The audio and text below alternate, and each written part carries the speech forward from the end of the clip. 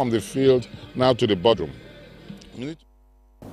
Residents of Begina community in Karu local government area of Nasarawa State have raised concerns over the deplorable condition of roads in the area, even as they turn to sports, to spotlight their challenges and promote grassroots talent development.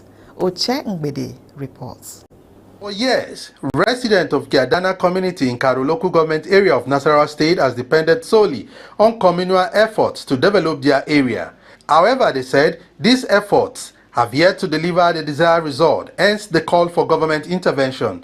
Despite its close proximity to the Federal Capital Territory, Abuja, the community has continued to suffer neglect with poor road condition, making access difficult, especially during the rainy season when many parts become nearly impassable. This is the situation of the only bridge and access road that leads to Beina community here in Karu local government. But as the rain sets in, their fear and the fear of the resident is, how will it be accessible for them to get to their homes? In response to these challenges, residents have turned to sport as a means of drawing attention to their plight. Demonstrating unity and resilience, the community organized a 4-team football tournament aimed at highlighting the poor state of infrastructure. In the final of the 5-a-side competition, Northern Region defeated South 2-0 to emerge champions after a goalless draw in regulation time.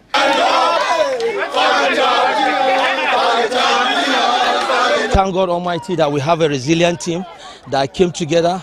What we did, we don't have a best player, but we have unity among the team we are from Nel Central, and we did what we could.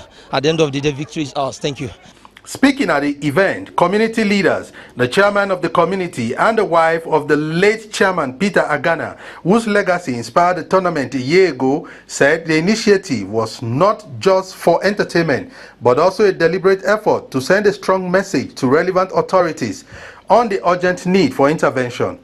What we do in this community, you can see the competition is for the Southwest, Southeast, North Central, and the South-South.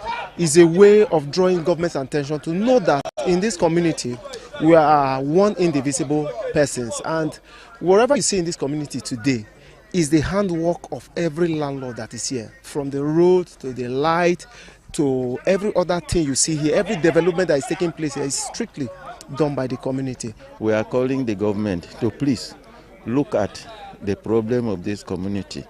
It's not time of electioneering that you remember us. It is when you have felt your efforts. We provide water, we provide even the road as you were coming. So you saw the condition of road. So we need government to intervene in our roads. Following an exciting display of skills that saw a new champion dethroning defending champion Southeast, residents are now calling on the government to complement their effort by addressing the infrastructural challenges in the community, particularly the reconstruction of the dilapidated road. Oche Ngbede for NTA Sport. Thank you, Oche, for that beautiful report. And now, Nigeria Under-20 women's team, the Falconets, will host Malawi in the first leg of the final qualifying round for the FIFA Under-20 Women's World Cup at the Remo Star Stadium on Saturday, May 2nd, 2026. The encounter is scheduled to kick off at 4 p.m. as Nigeria begin their bid to secure a place at the 2026 tournament in Poland. The return leg will take place a week later on May 9 at the Bingu National Stadium in Malawi. The winner of the two legs will qualify for the World Cup, with Nigeria aiming to extend its remarkable record of consecutive appearances to 12.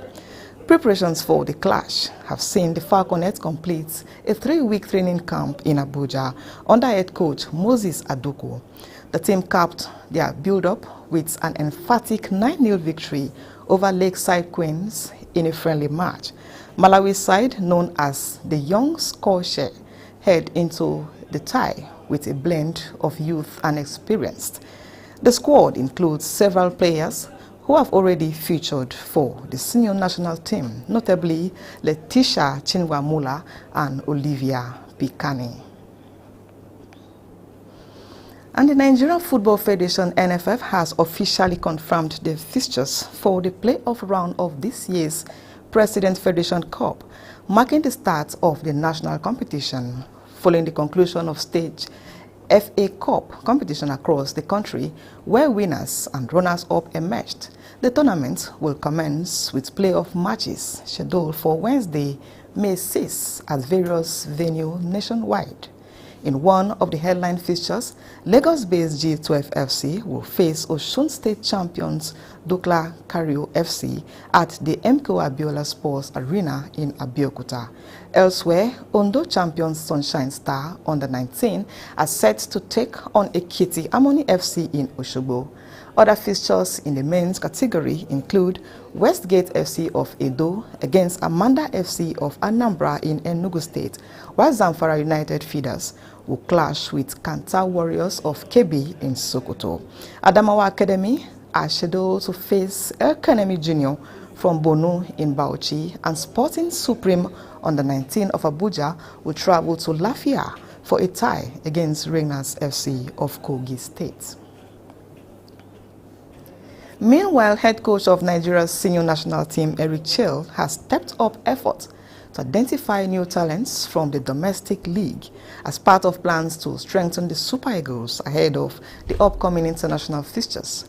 The move will see Chell embark on a scouting tour across venues in the Nigeria Premier Football League, where he is expected to monitor selected matches closely in search of players capable of fitting into his long-term vision.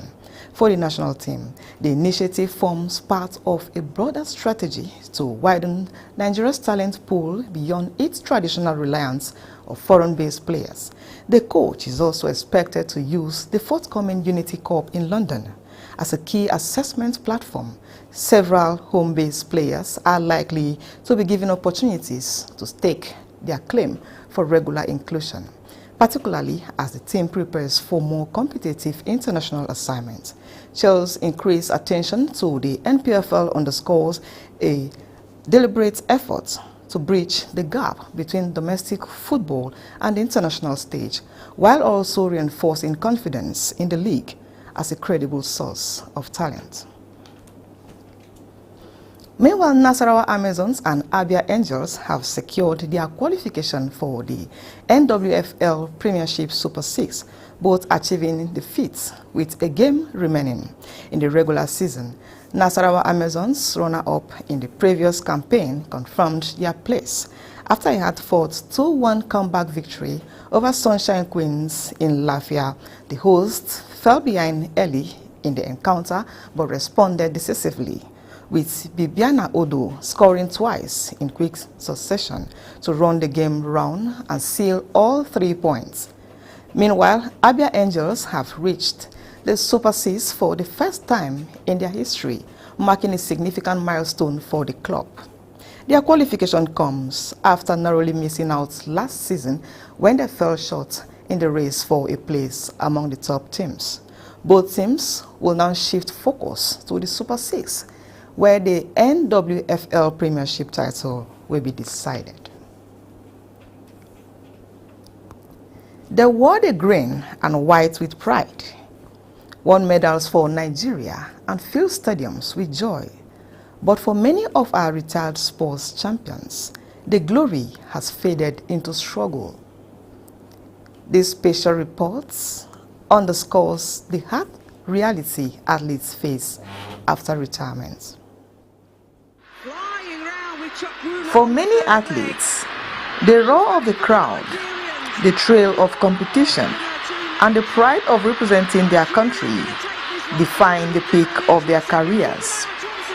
But beyond the medals and moments of glory lies